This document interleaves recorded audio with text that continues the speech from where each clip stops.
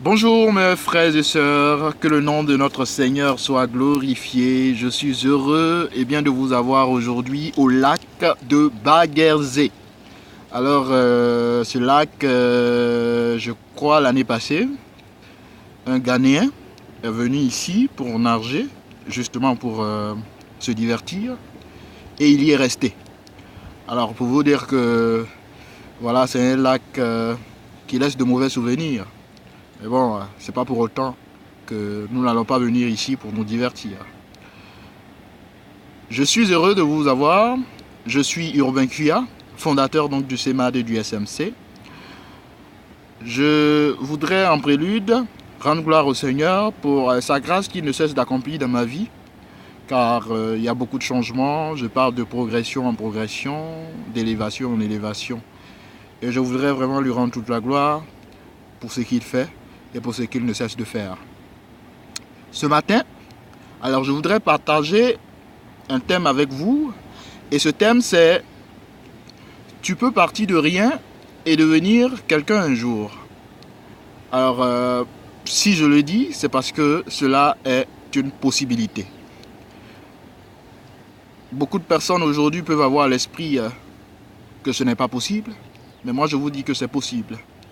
Nous allons lire un passage dans 2 Corinthiens, chapitre 8, verset 9, qui nous dit « Car c'est par la grâce de notre Seigneur Jésus-Christ, qui s'est rendu pauvre, riche qu'il était, afin que vous fussiez enrichis. »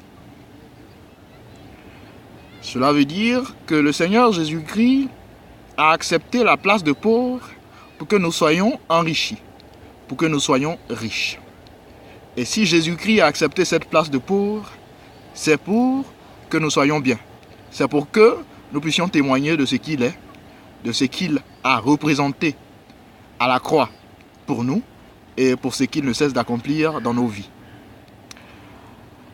Nous allons lire un autre passage dans Proverbe 10, verset 22 qui nous dit « C'est la bénédiction de l'Éternel qui enrichit et il ne la fait suivre d'aucun chagrin. » Chers frères et sœurs, c'est la bénédiction de l'Éternel qui nous enrichit. C'est la bénédiction de l'Éternel qui nous accorde tout ce que nous avons aujourd'hui. Et cette bénédiction, le Seigneur ne la fait suivre d'aucun chagrin. Et ce matin, je vais vous donner une liste de personnes qui sont partis de rien et qui sont devenus des grands, qui sont devenus très riches. Alors, au niveau de leur vie spirituelle, au niveau de leur vie religieuse, je n'ai aucune version, aucune idée à apporter. Mais ce que je voudrais vous dire, c'est que rien ne garantit que ces personnes, même si elles ne sont pas chrétiennes aujourd'hui, rien ne garantit que ces personnes peuvent se retrouver dans le royaume des cieux. Ou du moins, rien ne garantit que ces personnes seront en enfer. Pourquoi je le dis? Parce que regardez un instant, quand Jésus-Christ était à la croix, il y avait 2 brigands à ses côtés. Qui aurait pensé que l'un des brigands serait aujourd'hui avec Jésus dans les cieux? Qui aurait pensé que l'un des brigands aurait accepté Jésus-Christ? Je pense que l'idée que nous nous faisons, que la plupart de ceux aujourd'hui qui vivent dans ce monde, aucun d'entre eux ne seront sauvés, alors là, je vous en prie, essayons de revoir aussi ça, parce que rien ne rassure que tous ceux qui vivent dans ce monde, rien ne rassure qu'ils seront tous en enfer, car il y aura certains, à 1 heure, à 2 minutes de leur mort, accepteront Jésus-Christ comme Seigneur et Sauveur personnel. Donc je voudrais vous donner une liste. D'abord, je vais donner le nom d'un Européen, un Hongrois du nom de Laszlo, Monsieur Laszlo Andrassek. Il est hongrois. Monsieur Laszlo Andrassek était un SDF vivant dans les rues de Budapest. Il était quémandeur, il demandait de l'argent, mais Monsieur Laszlo Andrassek avait toujours à l'esprit ce que j'appelle la positivité, ce que j'appelle l'ambition. Il savait qu'un jour, son étoile brillera et qu'il allait acquérir une richesse. Monsieur Laszlo Andrassek a su se construire tout en participant à un jeu de loterie à Budapest. Et c'est par ce jeu de loterie qu'il a gravi, il a réussi, il a pu graver des étapes il a pu passer d'une étape de faiblesse à une étape de force. Aujourd'hui, il possède une fortune d'environ 2 millions d'euros. 2 millions d'euros. Alors, c'est une fortune, mais malgré cela, M. Laszlo Andrašek vit comme dans le passé. C'est comme si, il était encore toujours pauvre parce qu'il ne s'était pas habitué à la richesse. Ensuite, le deuxième, M. David Craig, d'origine américaine, était aussi sans rien, n'avait pas d'argent, vivait sur les bancs. D'ailleurs, dormait sur des bancs à Londres. Il était SDF, personne ne pouvait l'accepter chez lui parce que c'était quelqu'un d'inacceptable, vu que son état n'était pas pour beaucoup de personnes agréable. Donc, M.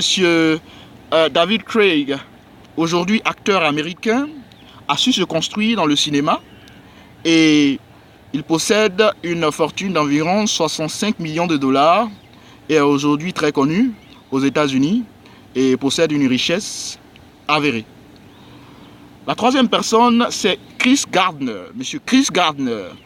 Monsieur Chris Gardner dormait aussi dans les rues, était SDF avec son fils.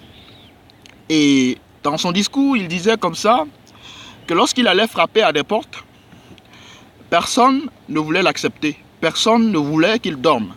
Et même quand il dormait dans des immeubles, des gens venaient le prendre et le jeter dehors. Parce qu'il sentait. Il sentait très mauvais, son fils également. Alors, M. Chris Gardner s'est mis à l'esprit qu'un jour, il parviendra à se construire.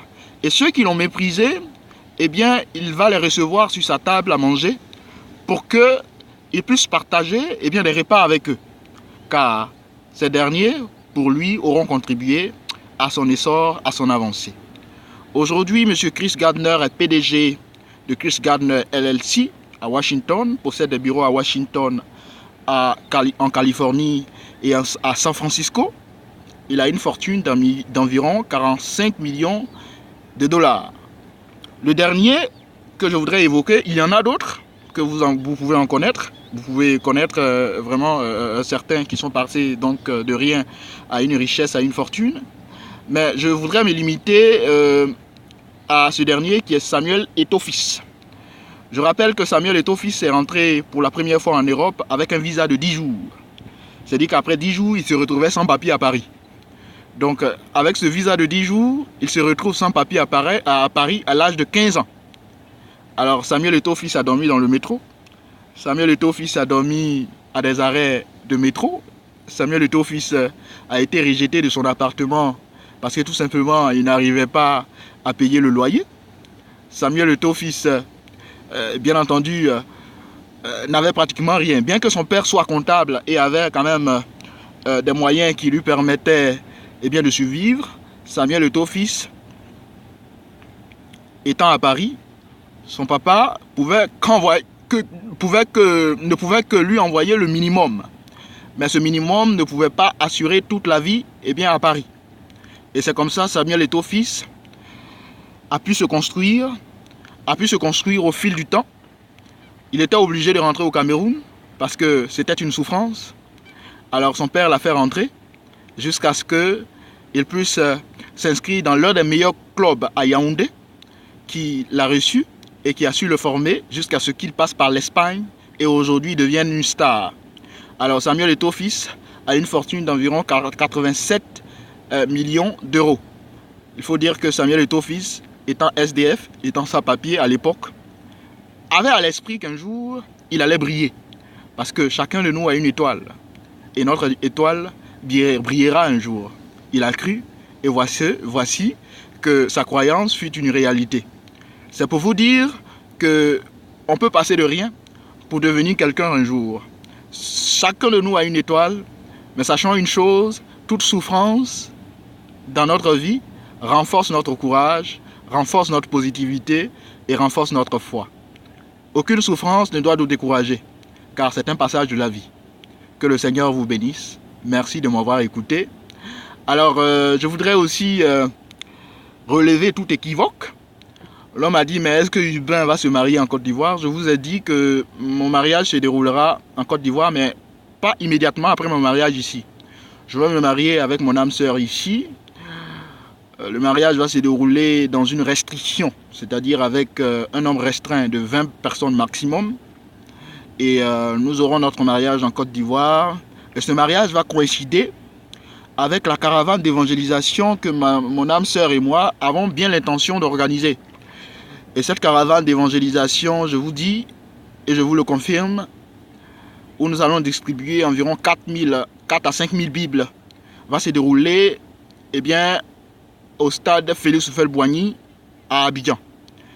Et je vous le dis que c'est un projet, un grand projet. Nous allons y dépenser environ 30 à 45 millions, mais cela ne coûte rien pour le Seigneur. Nous sommes prêts à dépenser plus que ça pour l'œuvre de Dieu. Ça ne va pas se dérouler immédiatement. Nous allons prendre du temps pour préparer cela. Nous allons inviter tous les mecs, tous les gars des bacatiers, les inviter à nous rejoindre au stade Félix Houphouët-Boigny. Sachez une chose, ce n'est pas seulement un programme d'évangélisation, mais ce sera aussi un programme d'affaires, un programme de rencontre d'affaires où je vais inviter tous mes potes du Nigeria, tous mes potes du Ghana, tous mes potes de l'Europe, de la France, tous mes potes de l'Angleterre, tous mes potes des États-Unis, ma mère spirituelle qui vit à New York aux États-Unis, inviter ma mère spirituelle qui vit à Londres et toutes les personnes que je connais. Ce sera un moment de rencontre et cela va se préparer, je crois, dans le temps, mais ce ne sera pas immédiat, je vous le rassure. Sachez une chose, nous sommes prêts pour le Seigneur et nous sommes prêts à aller loin. Que le Seigneur vous bénisse. Passez une bonne journée. Au revoir.